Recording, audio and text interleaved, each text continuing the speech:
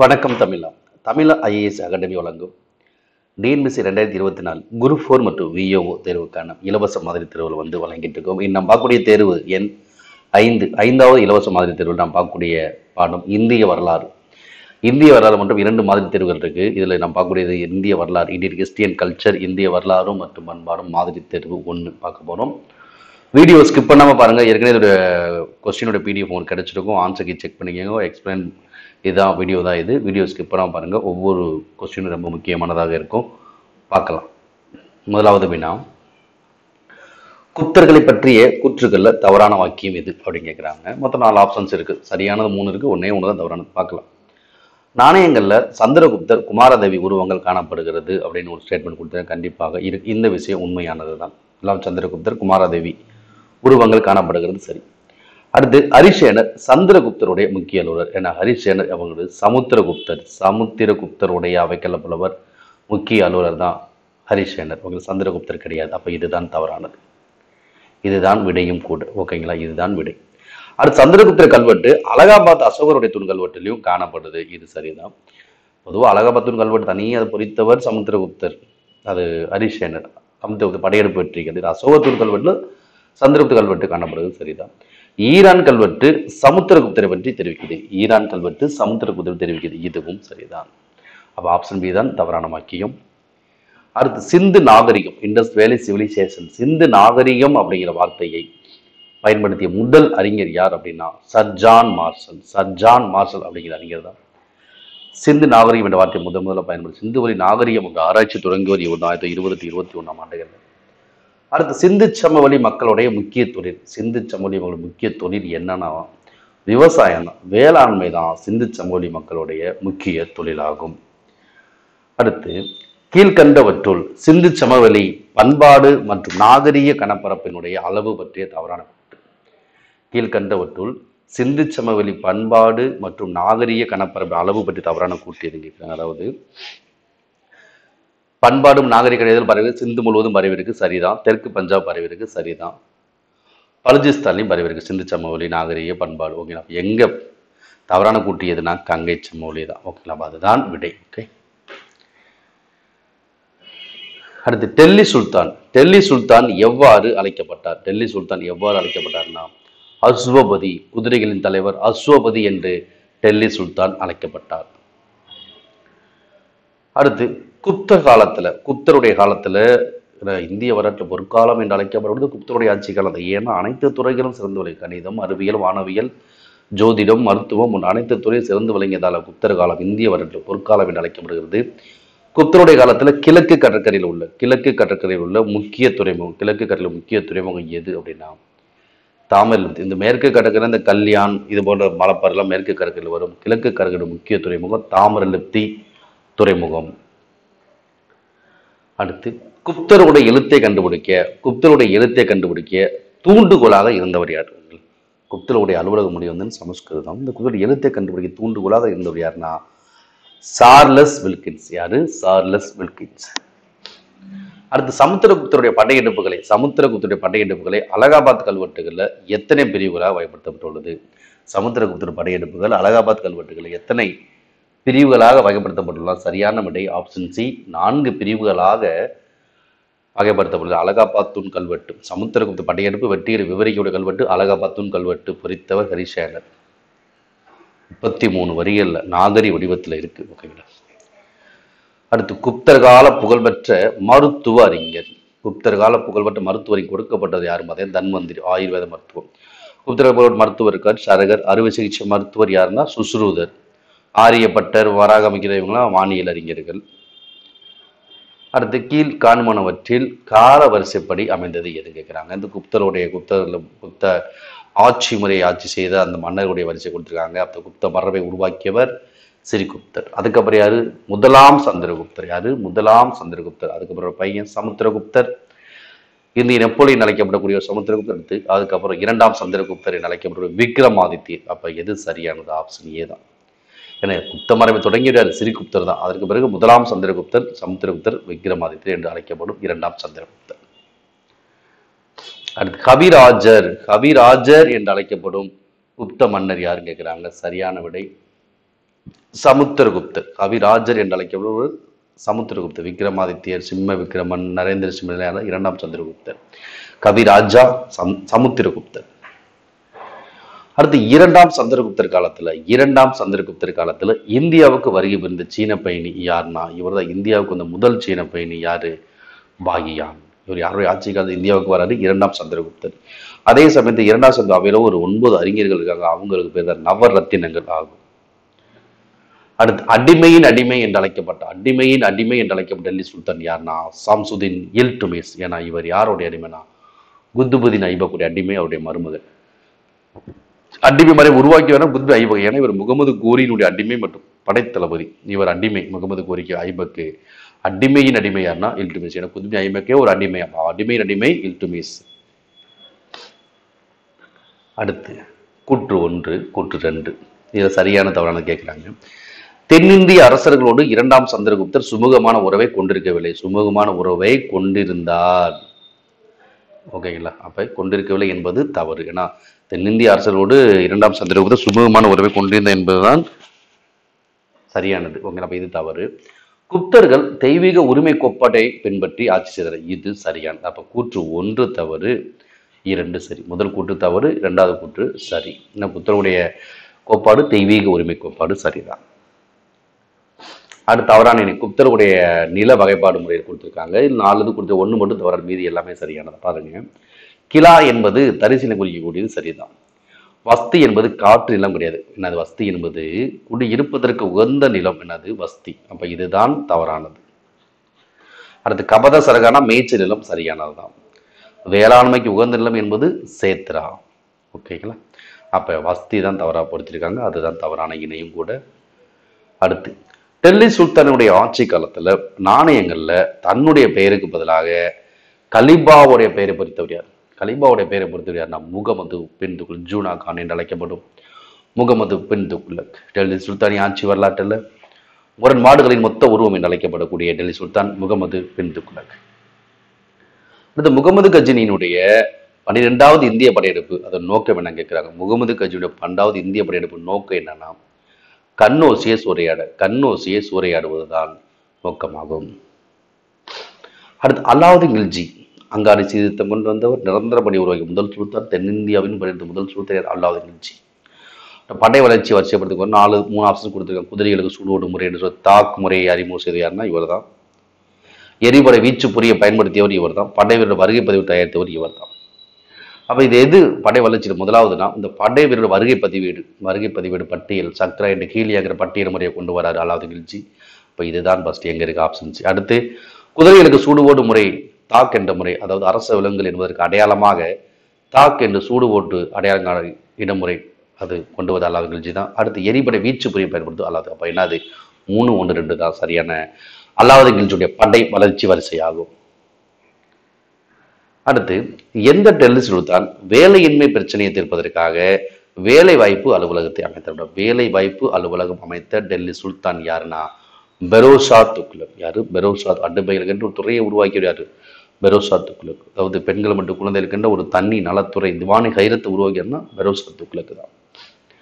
அடுத்து ஜூமா மசூதி மற்றும் குதுப் மினார் எந்த டெல்லி சுல்தான் காலத்தில் புதுப்பிக்கப்பட்டது, புனரமைக்கப்பட்டது அப்படின்னா பெரோஷா துக்ளக். அதாவது குதுப் மினார் கட்ட தொடங்கியவர் ஐபக், குதுப்தீன் ஐபக். கட்டி முடிச்சவர் இல்துட்மிஸ். புனரமைத்தவர் பெரோஷா துக்ளக் தான்.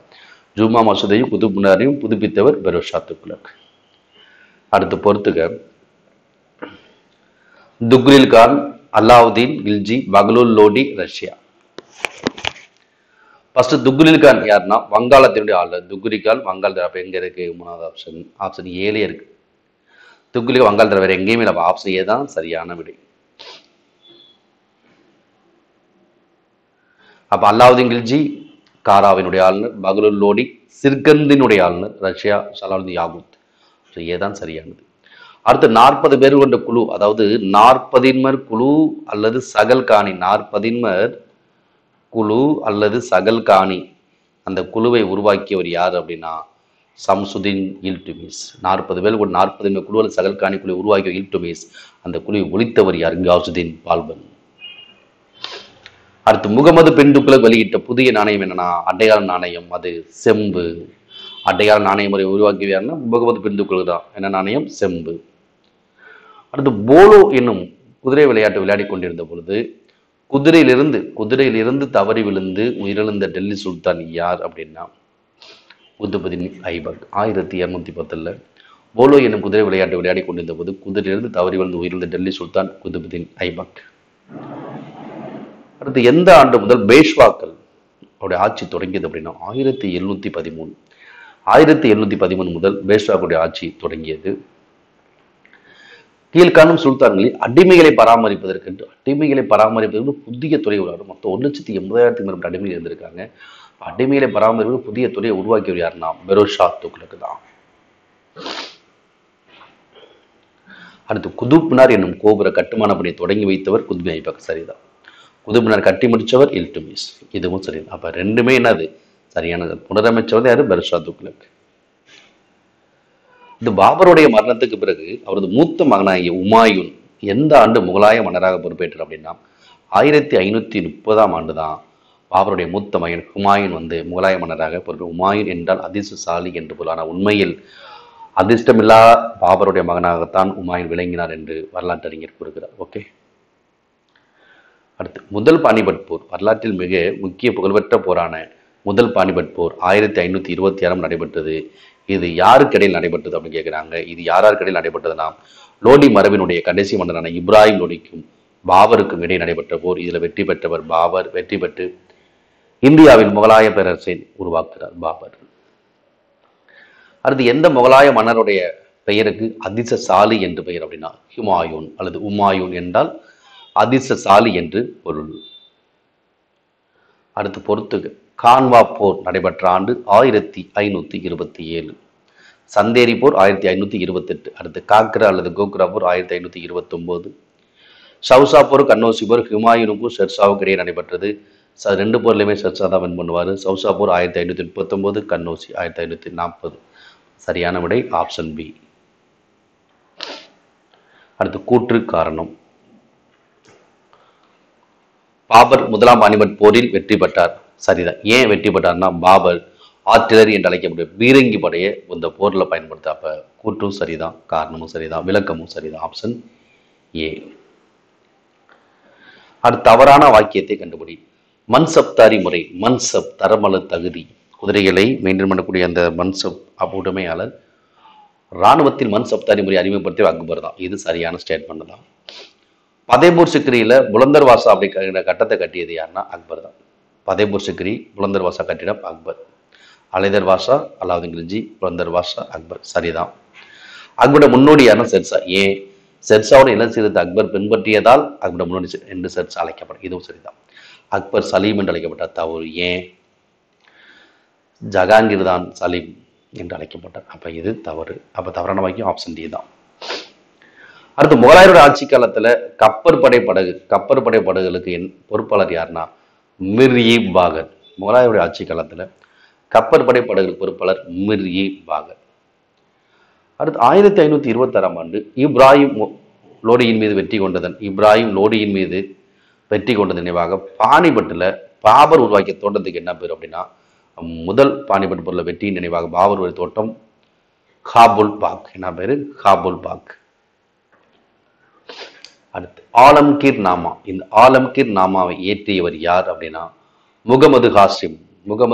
இயற்றிய நூல் தான் ஆலம்கீர் நாமா. ஆலம்கீர் என்று தன்னை அழைத்துக் கொண்டவர் அவுரங்கசீப். ஆலம்கீர் நாமா இயற்றியவர் முகமது காசிம். அடுத்து செயிஸ்டகான் பூனாவில் முகாமிட்டிருந்த போது சிவாஜி எத்தனை படை வீரரோடு சென்று பூனாவுக்குள் நுழைந்து முகலாய படையை தாக்கினார்னா 400 படை வீரரோடு சிவாஜி சென்று பூனாவுக்குள் நுழைந்து முகலாய படையை தாக்கினார். அடுத்து முகலாயர்கள் எந்த இனத்து அடிமைகளை அதிகம் பயன்படுத்துறாங்க அப்படின்னு கேட்கிறாங்க. எந்த இனத்து அடிமைகள் அதிகம் பயன்படுத்துறாங்க? அபிசீனி அடிமைகள் தான் முகலாயர்கள் அதிகமாக பயன்படுத்துறாங்க. அடுத்து அக்பருடைய வருவாய்த்துறை அமைச்சர் யார் அப்படின்னா ராஜா தொடர்மால். அக்பர் அவையில் ஒரு இசைஞானி இருக்காரு, தான்சேன், ஓவியர் தஸ்வந்த் இருக்காரு.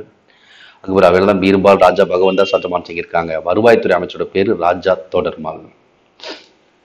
அடுத்து பொறுத்துக. நம்பிக்கையை காப்பவர் யார்னா ஜாகிருதீன் முகமது பாபர். எங்க இருக்கு? இங்கதான். உலகை கைப்பற்றியவர் என அழைக்கப்படும் ஜஹாங்கீர், ஷாலிம் உலகத்தின் அரசர், ஷாஜகான், குர்ரம் உலகத்தின் அரசர், பொறியாளர் பேரரசர், கட்டிடக்கலை இளவரசர் யார்னா ஷாஜகான், இயற்பெயர் குர்ரம். மெகருனிஷா, நூர்ஜஹான். தெய்வீக மதம் என்று சொல்லக்கூடிய தீன் இலாகி மதத்தை உருவாக்கியவர் அக்பர். தீன் இலாகி தௌகத் இலாகி அக்பர் தான். ஆப்ஷன் சி தான் சரியான விடை. ஜஹாங்கீரை தொடர்ந்து ஒரு அதிகார போராட்டத்துக்கு பிறகு அரசாங்க ஆட்சி பொறுப்பேற்றவர் யாருன்னா ஷாஜகான் தான். யாரு? ஷாஜகான் தான் ஜஹாங்கீருக்கு அப்புறம் ஆட்சி பொறுப்பேற்றவர். ஆலம்கீர் என்று பட்டத்தை தனக்குத்தானே சூட்டிக் கொண்டவர் யார் அப்படின்னா முகலாய மன்னர்கள் 6 வலிமை வாய்ந்த மன்னர்கள் 6வது வலிமை வாய்ந்த மன்னர் அவுரங்கசீப். அடுத்து மராட்டிய பிரதம மந்திரிகள் டேஷ் என்று அழைக்கப்பட்டார்கள். பேஷ்வா. மராட்டிய பிரதம மந்திரிகள் பேஷ்வா என்று அழைக்கப்பட்டார்கள். அடுத்து சிவாஜியோட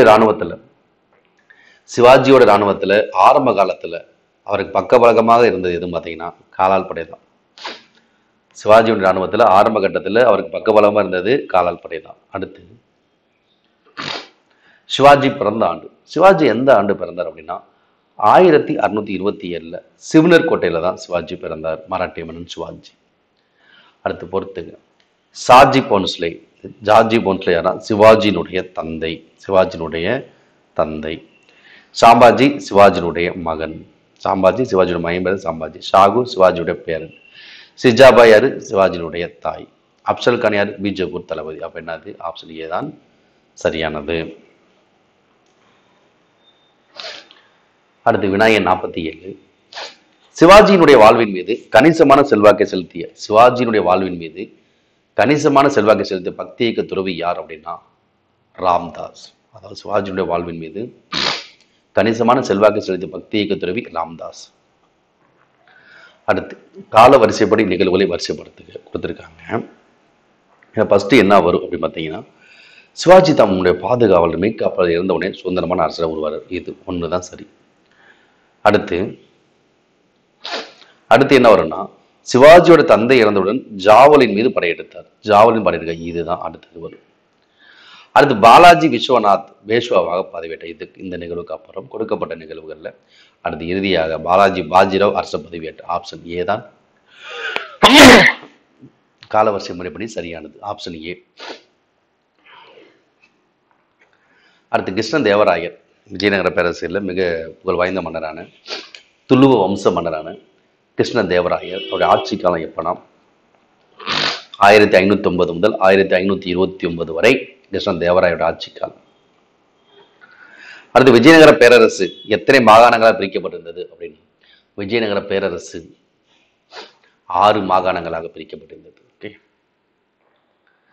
அடுத்து இந்தியாவிற்கு விஜயம் செய்து பாமினி பேரரசை பற்றி குறிப்பிட்டுள்ள ரஷ்ய பயணி. இந்தியாவுக்கு விஜயம் செய்து பாமினி பேரரசை பற்றி குறிப்பிட்ட ரஷ்ய பயணி யாருன்னா அல்தனேசியஸ் நிகிட்டின் தான் ரஷ்ய பயணி இந்தியாவுக்கு வருகை புரிந்து பாமினி பேரரசை பற்றிய தகவலை குறிப்பிட்டுள்ளார். அடுத்து சிவாஜி யாருடன் புரந்தர் உடன்படிக்கை 1665 புரந்தர் உடன்படிக்கை செய்து கொண்டார்னா சிவாஜிக்கும் ராஜா ஜெய்சிங்குக்கும் இடையிலான உடன்படிக்கை தான் புரந்தர் உடன்படிக்கை.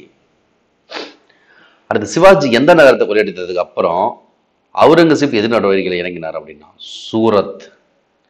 சிவாஜி சூரத் நகரத்தை கொள்ளையடித்த பிறகு அவுரங்கசீப் எதிர் நடவடிக்கைகளில் இறங்கினார். சத்ர அப்படின்னா குடை, பதினா தலைவன் அல்லது பிரபு என்னும் எம்மொழி சொல்லுக்கு அரசன் அல்லது பேரரசன். சத்திரபதினா அரசன் பேரரசன் என்பது இணையானது. ஆனா சத்திரபதி என்பது எம்மொழி சொல்லுனா சமஸ்கிருத மொழி சொல்.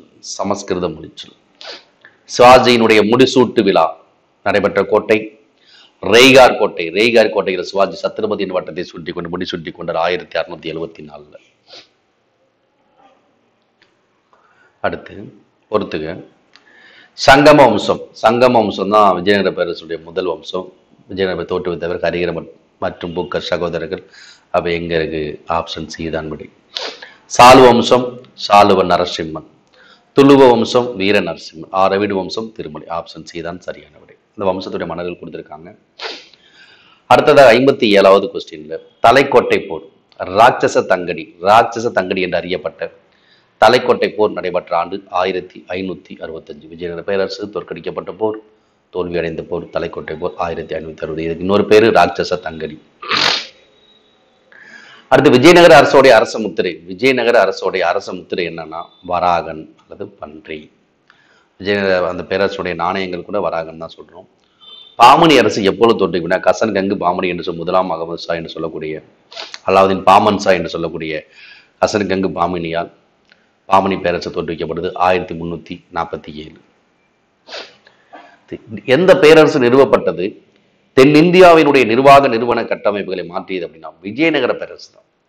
விஜயநகர பேரரசு நிறுவப்பட்டதுதான் தென்னிந்தியாவின் நிர்வாக நிறுவன கட்டமைப்புகளை மாற்றியது. அடுத்து பொருந்தாத இணைய சுட்டுக. கிழக்கு திராவிட மொழி அப்படிங்கிற ஒரு திராவிட மொழி வகை கிடையாது. ஓகேங்களா, கதபா அதெல்லாம் நடு திராவிட மொழியில் வரும். இது தவறு. பொருந்தாத இணை இதுதான்.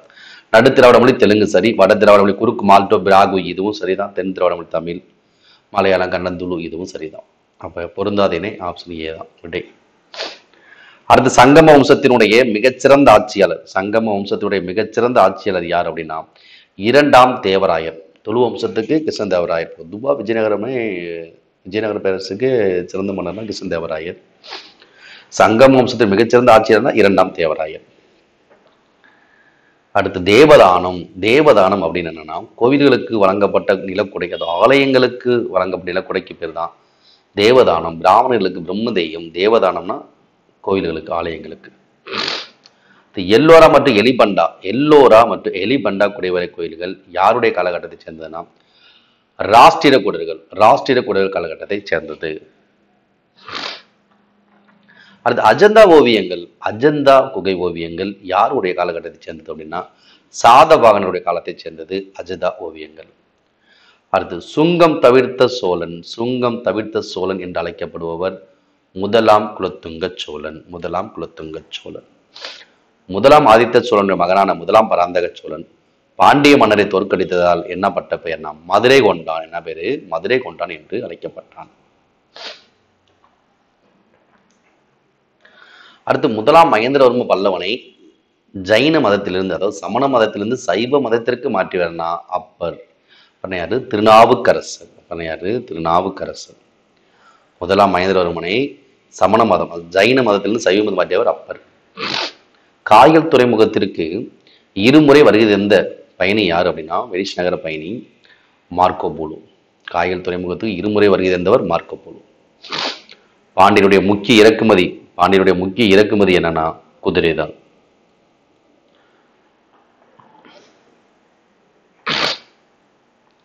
அடுத்து சேரன் கணைக்கால் இருமுறையை சோழர் சிறையிலிருந்து மீட்க உதவியா இருந்த புலவர் யாருன்னா களவழி 40 பாடிய பொய்கையார். சோழ பேரரசுல நெசவு தொழில் நடைபெற்ற முக்கியமான இடங்கள் ஒன்று. சோழ பேரரசுல நெசவு தொழில் நடைபெற்ற முக்கியமான இடங்கள்ல ஒன்று உறையூர். அடுத்து தவறான இணையை கண்டுபிடி.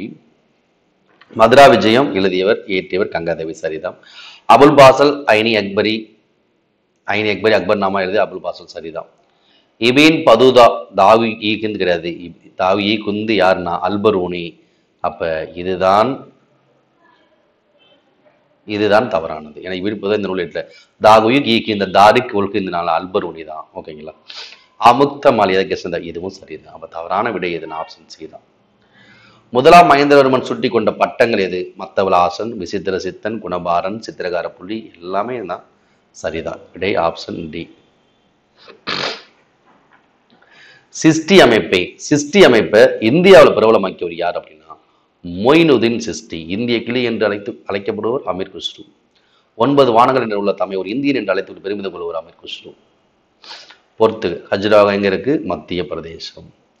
கோனார்க்கு ஒடிஷா. தில்வாரா மவுண்ட் அபு ராஜஸ்தான். விருபாக்ஷா கம்பி. அப்படின்னா ஆப்ஷன் பி தான் விடை. அடுத்ததாக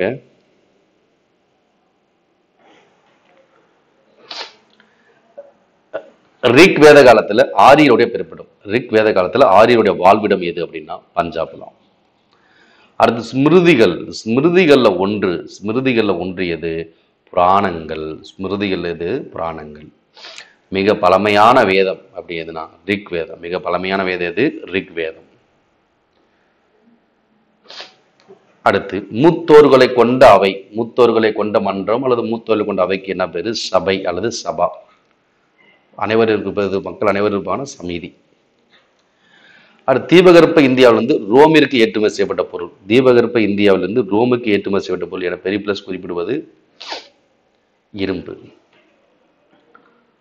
பொருள் மரபில்லா, பொருள் மரபில்லா பொய்மொழியானும் பொருளோடு உணர்ந்த நகைமொழியானும் என குறிப்பிடக்கூடிய நூல் எது அப்படின்னா தொல்காப்பியம். பொருள் மரபில்லா பொய்மொழியானும் பொருளோடு உணர்ந்த நகைமொழியானும் என குறிப்பிடும் தொல்காப்பியம்.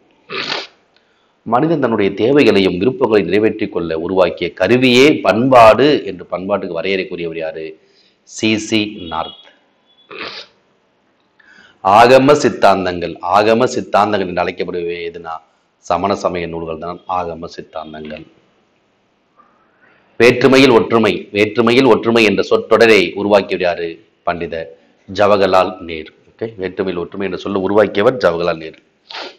காப்பியம் எது? மணிமேகலை. 15 கிழக்கு நூல்கள் ஒன்றியது திருக்குறள். இதிகாசம் மகாபாரதம். வேதம் அதர்வனம். ரிக் வேதம், சாமம், அதர்வனம். யஜுர் சாமாதெல்லாம் வேதங்கள் தான். ஆப்ஷன் தான் விடை. கூற்று காரணம், கூற்று விளக்கம். கரும்பு கட்டோடு இருந்தால் எறும்பு ஒன்று செய்யாது என்பது நாட்டுப்புறத்தில் வழங்கக்கூடிய ஒரு பழமொழி. இது சரிதான். ஏன்னா கரும்பு கட்டோடு இருந்தால் எறும்பு ஒன்று செய்யாது. அதாவது இதுக்கு என்ன விளக்கம் சொல்றாங்கன்னா, ஒற்றுமையுடன் வாழ்பவர்களை யாராலும் இருக்க முடியாது. அப்ப இதுவும் சரிதான். அப்ப கூற்றும் சரி, விளக்கமும் சரி. இங்கே ஆப்ஷன் சி. அடுத்ததாக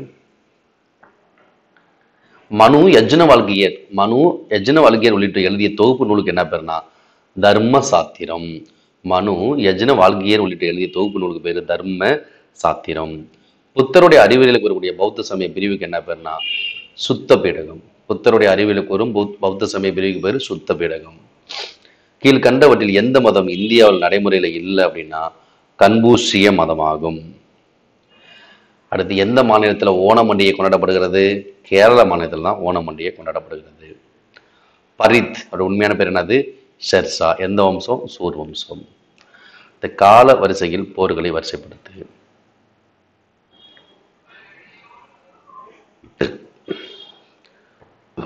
ஃபர்ஸ்ட் கான்வா போர் 1527, சவுசா போர் 1539, கன்னௌசி 1540, சந்தேரி 1528. அப்போ வருஷப்படி 1520 எங்க இருக்கு? 1. ஓகே, அடுத்தது சந்தேரி 1-4 இங்க பாருங்க. 1-4 இங்க இருக்கு, 1-4 இங்க இருக்கு. அடுத்து 1532 இதுதான் 1-4-2-3. ஃபர்ஸ்ட் என்னது? கான்வா போர், சந்தேரி போர், சவுசா போர், கன்னௌசி. ஓகே, ஆப்ஷன் டி காலவரிசை சரி. இது மாதிரி காலவரிசையோட வருஷத்தை நோட் பண்ணிட்டு அதுக்கப்புறம் நீங்க கண்டுபிடிச்சுக்கலாம். அடுத்து விஎஸ் ஸ்மித் இந்தியாவை டேஸ் என்று அழைத்தார். இந்தியாவை பல இனங்களுடைய அருங்காட்சியகம் என்று அழைத்தவர் யார்னா விஏ ஸ்மித். பாலின அடிப்படை நடத்தப்படும், பாலின அடிப்படை நடத்தப்படும் பாகுபாடுனது பாலின பாகுபாடு. சமய சார்பின்மை அப்படிங்கிற சொல் எந்த மொழியிலிருந்து வந்தது அப்படின்னா சமய சார்பின் சொல் லத்தீன் மொழியில் உள்ள செகுலம். சமய சொல் செகுலர், இந்திய செகுலர் கண்ட்ரி. சமய சார்பின் என்ற சொல் லத்தீன் வார்த்தையான செகுலம் என்ற வார்த்தையிலிருந்து தான் வந்தது. அடுத்து பாதுஷா என்று பட்டம் சுட்டி கொண்டவர் யாருன்னா பாபர். பாதுஷா என்று பட்டம் சுட்டி கொண்டவர் பாபர். சரியானதே தேர்ந்து. இந்திய நாட்டுக்கு என்ன ஒரு சமயம் உள்ளது அப்படியா? தவறு. சமயத்துடனே கிரேக்க மொழியா? ஏன்னா லத்தீன் மொழி. இதுவும் தவறு. முகலாய பேரரசர் அக்பர் சமய சகிவுத்தன்மை கொள்கை பின்பற்றினா இது சரி. சமண சமயம் சீனாவில் தோன்றியது அப்படிங்கிறாங்க. இதுவும் தவறு. அப்ப என்னது? ஆப்ஷன் சி தான் சரியானது. வெள்ளி நாணயம் ரூபியா முதல் வெளியிட்டவர் யாரு? ஷெர்ஷா சூரி. நவீன நாணயத்தின் தந்தை ஷெர்ஷா. சூபியிசம் தோன்றிய இடம் எது அப்படின்னா ஈரான். சூபியிசம் தோன்றிய இடம் ஈரான். ஓகே, இந்த வீடியோ உங்களுக்கு பிடிச்சிருந்தா லைக் பண்ணுங்க, கமெண்ட் பண்ணுங்க, நண்பர்களுக்கும் ஷேர் பண்ணுங்க. Okay, thank you.